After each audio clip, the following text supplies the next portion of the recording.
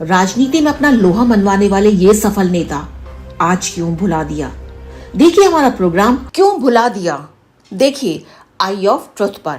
JP यानी जयप्रकाश नारायण का नाम भारतीय राजनीति में एक बड़े कद्दावर नेता होने के साथ बड़े आदर के साथ लिया जाता रहा है। जो लोग जेपी और जेपी मूवमेंट से परिचित हैं, उनको कुछ भी याद दिलाने की जरूरत नहीं है, क्योंकि उन्होंने जेपी का युग, जेपी का काम, जेपी का करिश्मा देखा है। पर लगता है धीरे धीरे नई राजनीति, नई सोच, नई पीढ़ी के लोगों में हमारे बीच नहीं रहे जेपी का काम कहीं खो सा रहा है। जेपी वही नेता है जिनके द्वारा चलाई गई क्रांति के चलते हिंदी भाषी राज्य लामबंद हो गए थे।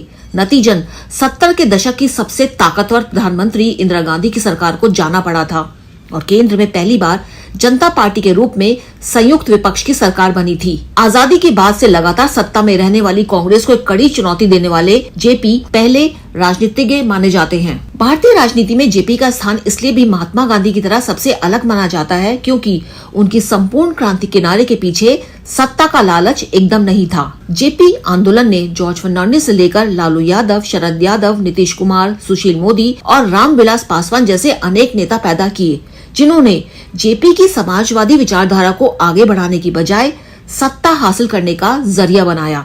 इनमें से ज्यादातर बाद में या तो भाजपा में शामिल हो गए या फिर अलग दल बनाकर भाजपा और कांग्रेस दोनों सरकारों में मंत्री रहे। इनमें मधु दनबटे और सुरेंद्र मोहन, जिन्होंने अपनी विचारधारा से कभी समझौता नहीं किया। जनता पार्टी के गठन के शुरुआती दौर में यह शर्त रखी गई थी कि जनता पार्टी का कोई भी घटक दल दोहरी सदस्यता नहीं रखेगा। भाजपा ने सरकार के गठन के कुछ समय बाद इस शर्त को निभाने से इनकार कर दिया और अंत में दोहरी सदस्यता के मुद्दे पर जनता पार्टी का पतन हुआ। वैसे जेपी आंदोलन की अच्छाइयां उसकी बुराइयों से अधिक थी, क्योंकि कांग्रेस के एकाधिकार वाले उस दौर में जेपी और उसका आंदोलन ही एकमात्र जरिया था जो बेरोजगारी, शिक्षा, गरीबी और नए आर्थिक वातावरण और सामाजिक बराबरी के मुद्दे उठाता था। बिहार के बलिया जिले में 11 अक्टूबर 1902 में एक कायस्थ परिवार में जन्मे जेपी की आरंभिक शिक्षा बिहार में हुई और बाद में वह उच्च शिक्षा प्राप्त करने के लिए अमेरिका गए। अमेरिका से लौटने के बाद जेपी महात्मा गांधी से प्रभावित होकर कांग्रेस में शामिल हो गए थे।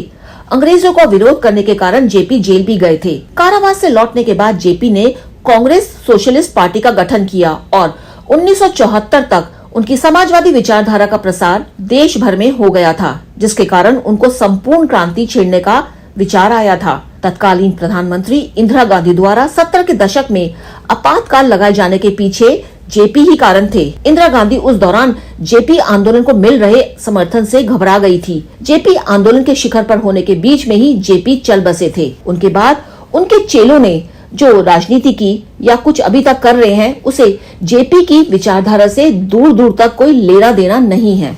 इंदिरा गांधी और जेपी के परस्पर संबंध काफी अच्छे थे। माना जाता है शायद इंदिरा गांधी भी मार्क्सवाद और गांधीवाद विचारधारा समर्थक जेपी का बहुत सम्मान करती थी। जेपी की बीमारी के दौरान श्रीमती गांधी ने बार बार उन्हें मदद की पेशकश की थी, जिसे जेपी ने हमेशा ठुकरा दिया था। दोनों की आत्मीयता के स्तर का आकलन केवल इस वास्तविकता से किया जा सकता है कि जेपी उनको लिखे अपने पत्रों में श्रीमती गांधी को इंदु कहकर संबोधित करते थे।